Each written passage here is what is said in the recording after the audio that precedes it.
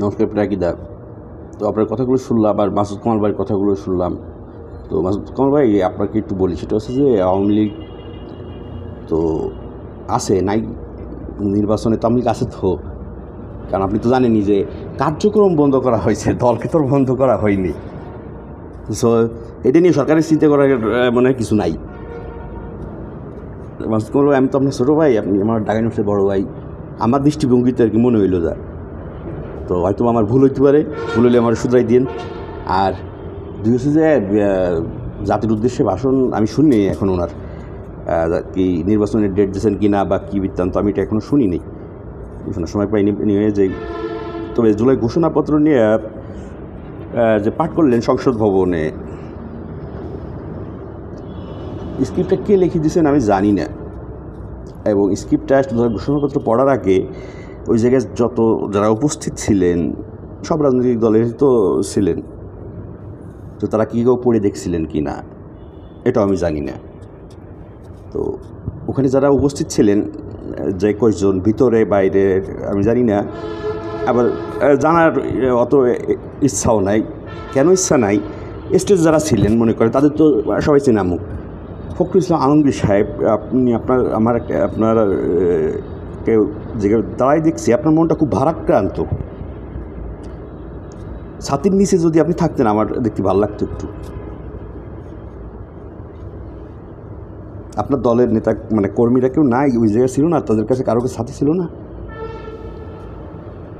আমি একটু মুরব্বী, আপনি আমার রাজনৈতিক নেতা না, সাপোজ একজন মুরব্বী দাঁড়ায় রয়েছে, আমি ছোটো মানুষ, মানে আমি আমার দৃষ্টিতে বললাম।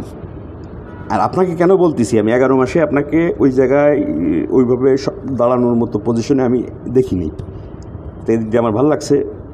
কিন্তু মনটা আপনার ভারাক্রান্ত দেখছি, কিন্তু আমি কষ্ট পাইছি একটা বিহেভিয়ার আপনার কাছের থেকে না, সবার কাছ থেকেই। আমি হয়তো ভুল হইতে পারি, সেটা হচ্ছে যে ওখানে জামাত ইসলামের সবাই ছিলেন। জামাত ইসলাম যেহেতু আমরা আপনার আইডেন্টি পলিটিক্স ধর্মভিত্তিক করেন, সেটা কোনো কথা না। মুসলমান তো আমরা আগে, ঠিক তো, মুসলমান মেজরিটি মাস্ট বি গ্রান্টেড আমাদের ধর্মে বলে নেই। আমাদের ধর্ম হচ্ছে যেটা সঠিক, যেটা সত্য, সেটাই তো আমাদের মেনে নিতে হবে। স্বাধীনতা প্রসঙ্গে পাঠ করলো যখন, তখন আওয়ামী লীগের নামটাও নিল না কেউ, বঙ্গবন্ধুর নামটাও নিল না। যত দোষ গুণ ভুল থাক, সত্যিটা কেন স্বীকার করা হয় না? বা ওখানে যারা উপস্থিত ছিলেন তাহারা কি কেউ সত্য স্বীকার করার মতো মেন্টালিটি নাই, নাকি সত্যটা স্বীকার করার বা বলার মতো ওখানে সাহস কারণ নাই? কে কে গেছেন আমি সবাই নাম, লিস্ট, বায়োগ্রাফি সব আমি বলে দিতে পারবো। তাহলে একটা মিথ্যা জিনিস বলা হচ্ছে বা বলার আগে তো রেডি করা হয়েছে, আপনারা কোনো রাজনৈতিক দলকে সেটা দেখেন নেই কী পাঠ করা হচ্ছে?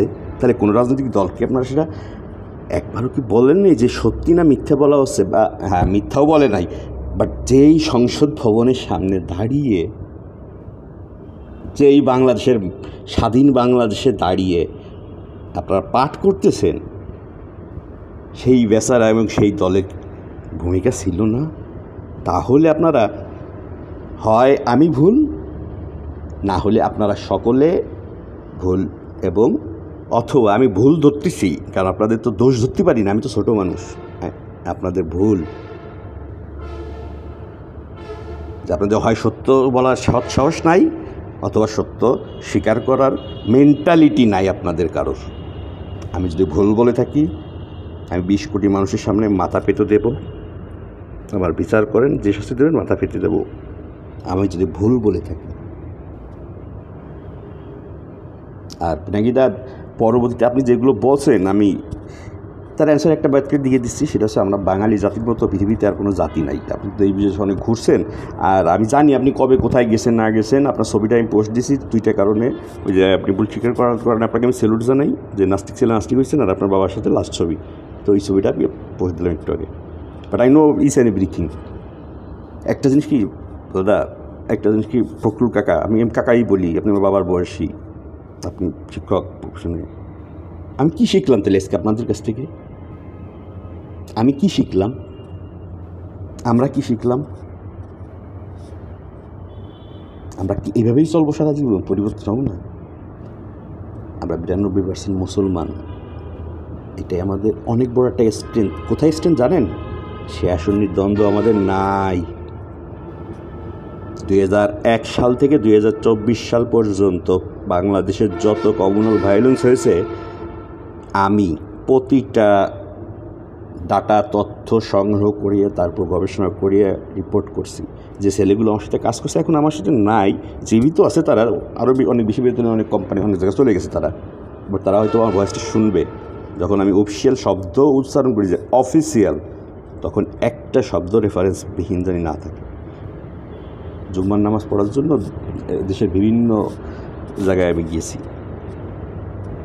বয়ান যখন সিজনাল বয়ান হয় তো, আর মন্ত্রী এমপি সাহেব ঢুকলি তখন বয়ান আবার চেঞ্জ হয়ে যায়। তো এটা তো আমি তার যে বয়ান দিচ্ছি তার দোষ দেবো না, দেবো আমাদের দোষ। আমরা তৈরি করছি এভাবে আমাদের সমাজটাকে। তো স্যার আপনি দাঁড়াইছিলেন, আর জামাত ছিলেন হুজুররা, আপনারা মৌলানা হুজুর হাফেজ কোরআনের কতজন দাঁড়াইছিলেন। তা সত্যি জিনিসটা বলতেছে না, ওভারলুক করে যাওয়া। ফাঁসো কী জিনিস তা তো আমি জানি না,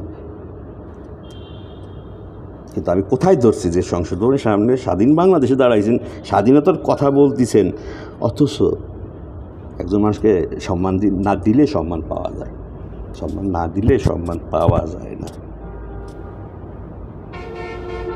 ফখরুল কাকা স্যার আপনি যদি সাথে নিচে থাকতেন আমি খুশি হতাম। আমি সত্যি খুব কষ্ট পাইছি এই দুইটা কারণে। আমি আপনাকে দোষ দিলাম, হুজুরের দোষ দেবো না। হুজুর মৌলানা দুই একজন আমার সামনে দাঁড়ালি যুক্তি তর্ক নিয়ে মনে হয় আমি ইনশাল্লাহ আমি কোরআন পড়ি নেই, হনো কোরআন পড়তে জানি না, তো এইটুকু জানি যে আল্লাহ বলছে majority must be granted. No, সঠিকটা তুমি নাও, গ্রহণ করো।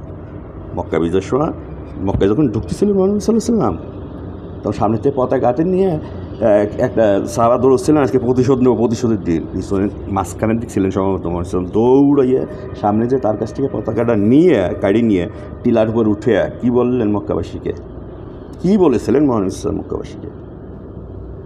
মৌলানা হুজুর পীরে কামে জনাব মৌলানা, এটুকুর অ্যান্সার দেন।